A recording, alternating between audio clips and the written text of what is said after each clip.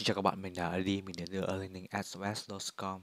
Mai chúng ta sẽ vào học từ vựng tiếng Pháp à la banque, anh không, tài khoản tại ngân hàng. J'ai un compte bancaire, j'ai un compte chèque à la banque. Tôi có một tài khoản ngân hàng và một tài khoản séc ở ngân hàng.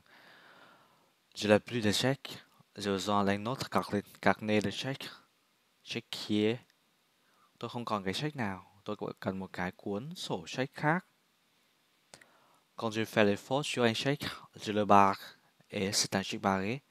Khi mà tôi làm những cái lỗi sai ở trên cái tờ xác thì tôi sẽ gạch nó. Cái từ barré là gạch hoặc là xóa, và đó gọi là một cái tờ xác đã bị gạch. Si j'écris un chèque sans mettre le montant, c'est un chèque en blanc. Khi mà tôi viết một cái tấm xác mà không để cái giá tiền, cái tổng tiền, thì đó gọi là một cái check khống hoặc check trắng.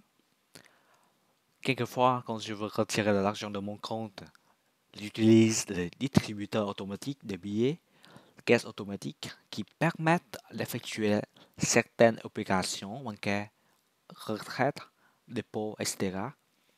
Đôi khi mà tôi muốn rút tiền từ trong tài khoản của tôi sử dụng cái máy rút tiền tự động distribuer là phân phát hoặc là chia ra, automatic tự động, billet là tiền, hoặc là cái máy này sẽ thực hiện một vài cái chức năng như là rút hoặc là nạp tiền, vân vân.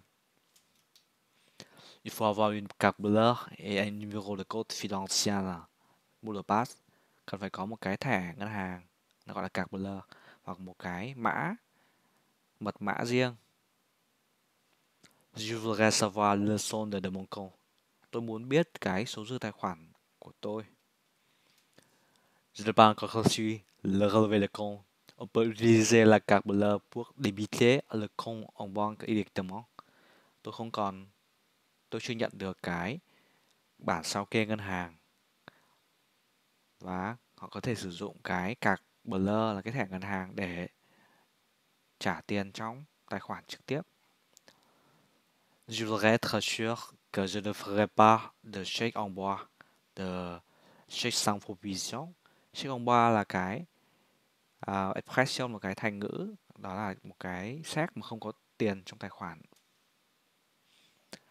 Je veux pas être à découvert. Être à découvert là có một khoản nợ trong tài khoản. Une fois, je vais découvert un découvert de 200 euros. Có một lần thì tôi có một cái khoản nợ là 200 euro. Quelquefois, on peut faire un prêt sur découvert. Đôi khi thì chúng ta có thể ứng trước cái khoản nợ, hoặc là vay trước mà trả sau. Question s'il vous plaît.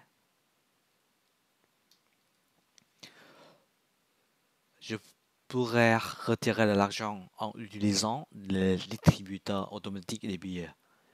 Tôi có thể rút tiền trong lúc sử dụng cái máy rút tiền tự động.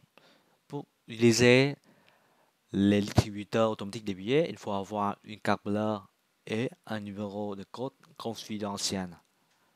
Để sử dụng cái máy rút tiền tự động cần phải có một cái thẻ ngân hàng và một cái mật mã. Si on fait un chèque sans avoir l'argent dans son compte, le chèque est un chèque en bois.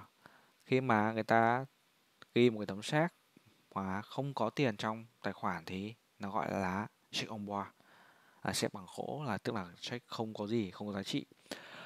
Je fais une erreur en faisant un chèque, donc je vais barrer le chèque. Tôi làm một cái lỗi sai khi mà ghi xác, vậy thì tôi sẽ gạch cái sách đó đi, xóa hoặc là gạch. Je voudrais encaisser un chèque. Avez-vous un compte chèque dans cette banque? Tôi muốn nạp cái check này. Bạn có một cái tài khoản check ở trong ngân hàng này không? Merci de votre attention.